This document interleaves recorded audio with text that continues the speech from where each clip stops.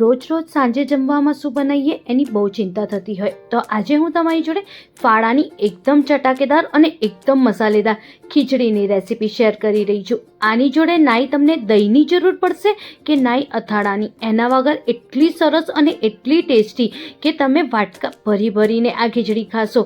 ખરેખર એકવાર તમે આ ખીચડી બનાવીને ચાખી લીધી ને, તમે દર અઠવાડિયામાં 2 વાર આ ખીચડી બનાવીને ખાશો, એ મારી ગેરંટી છે.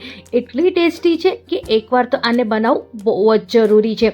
તો ચલો જઈએ આપણે રેસીપી તરફ. ફાળાની ખીચડી બનાવવા માટે મેં અહીંયા 1 વાટકી જેટલા ફાળા લીધા છે. આપણે ઘરની કોઈ બી 1 વાટકીનું માપ લઈ લેવાનું અને એની જ અડધી વાટકી જેટલું મેં અહીંયા મગની મોગર દાળ લીધી છે. તમે મોગર દાળની જગ્યાએ મગની જે ગ્રીન દાળ આવે છે એનો ઉપયોગ પણ કરી શકો છો. હવે આને બરોબર આપણે વોશ કરી લેવાનું છે. 2 થી 3 પાણીથી આવી જ રીતે આપણે વોશ કરીશું અને જે આવી રીતે એકદમ ચોખ્ખું પાણી ના આવે ત્યાં સુધી આપણે વોશ કરવાનું. પછી એની અંદર 1 ગ્લાસ જેટલું પાણી નાખવાનું અને એને લગભગ 10 થી 15 મિનિટ માટે પલાળવા સાઈડમાં મૂકી દેવાનું. આમાં તમારી મનગમતી બધી વેજીટેબલ્સ નાખી શકો છો, પણ મેં આમાં 1 મુઠ્ઠી જેટલી સિંગ નાખી છે, એ તો ખાસ કરીને નાખવાની, અને 2 મુઠ્ઠી જેટલા વટાણા અને 2 મુઠ્ઠી જેટલું મેં આમાં ફણસી પણ એડ કરી છે. આનાથી આનો ટેસ્ટ બહુ જ સરસ આવે છે. જે શાકભાજીનું કેટલું માપ લીધું છે એનું બધું હું ડિસ્ક્રિપ્શનમાં આપી દઈશ. હવે મેં અહીંયા 7 થી 8 કળી લસણની, 1 નાનો કટકો આદુ અને કડી પત્તા 7 થી 8 નંગ લીધા છે. જે આપણી ખીચડી પલાળવા મૂકી હતી, હવે એમાંથી આપણે પાણી કાઢી લેવાનું છે અને કંઈક એને આવી રીતે આપણે કોરી કરી લેવાની છે. એને કોરી એકદમ પાણી નીતરી જાય ત્યાં સુધી એને સાઈડમાં મૂકી દેવાનું. હવે આપણે વઘાર કરી લઈશું. એના માટે મેં અહીંયા 2 મોટા ચમચા જેટલું તેલ લીધું છે. આ ખીચડીમાં સેટ તેલ સરખું હોય તો જ સારું લાગે. તેલની જગ્યાએ તમે ઘીનો ઉપયોગ પણ કરી શકો છો. હવે મેં અહીંયા 1/4 ચમચી જેટલું મેં અહીંયા હિંગ એડ કરી છે. હિંગ તો વઘારમાં ખાસ કરીને નાખવાની. પછી મેં કંઈક અહીંયા મસાલા એડ કર્યા છે, કંઈક આવી રીતના આખા મસાલા.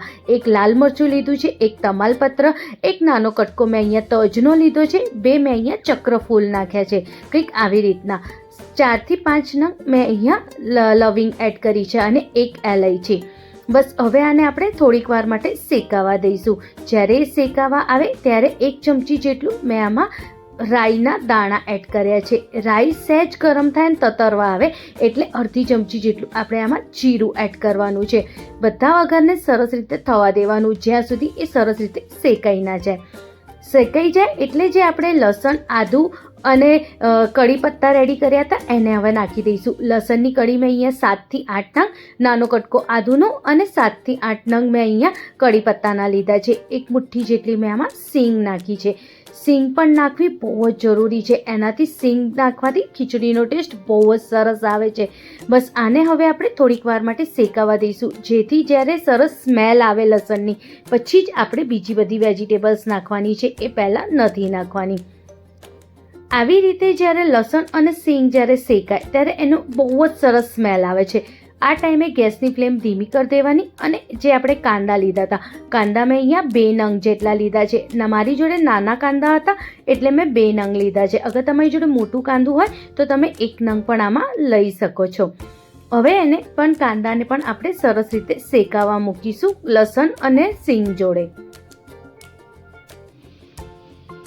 જ્યારે આવી રીતે કાંદા શેકાય અને સહેજ કાંદાનો કલર બદલાય પછી આપણે બધી વેજીટેબલ્સ, જાણે કે 1 મેં ગાજર નાનું લીધું હતું, 1 નાનો કટકો મેં અહીંયા કેપ્સિકમનું લીધું હતું, 2 બટેકા લીધા છે, એ બી મીડિયમ સાઇઝના બટેકા છે. આમાં આપણે ટામેટાં અત્યારે નથી નાખવાના, ટામેટાં આપણે પછી નાખીશું, એટલે એ સિવાય બધી વેજીટેબલ્સ નાખી દઈશું.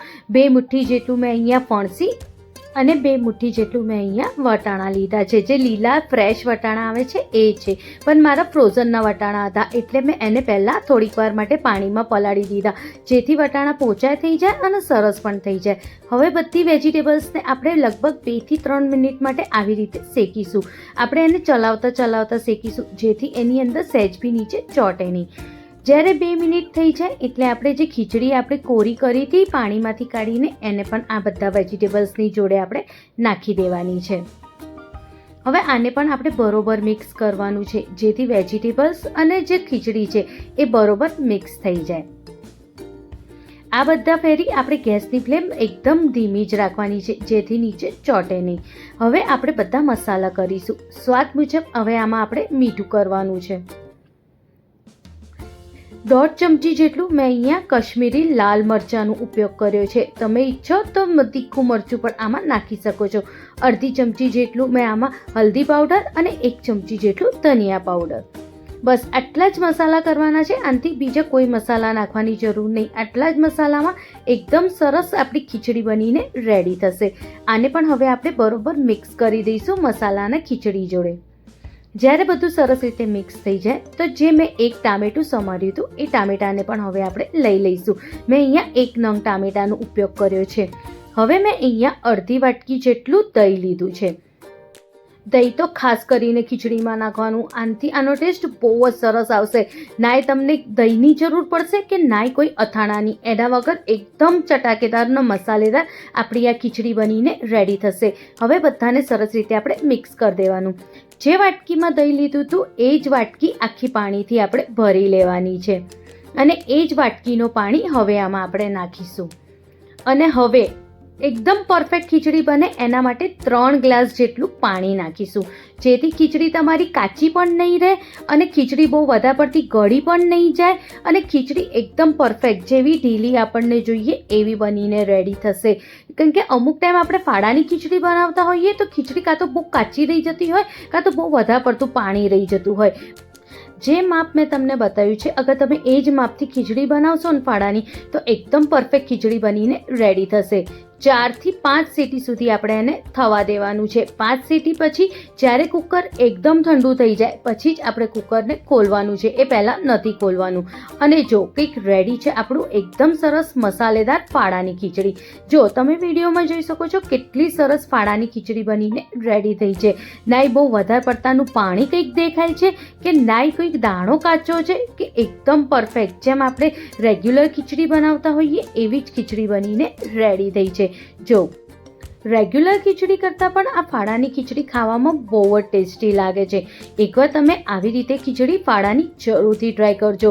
તમને રેસીપી ગમે તો તમે તમારા દોસ્તો સાથે પણ જરૂરથી શેર કરજો.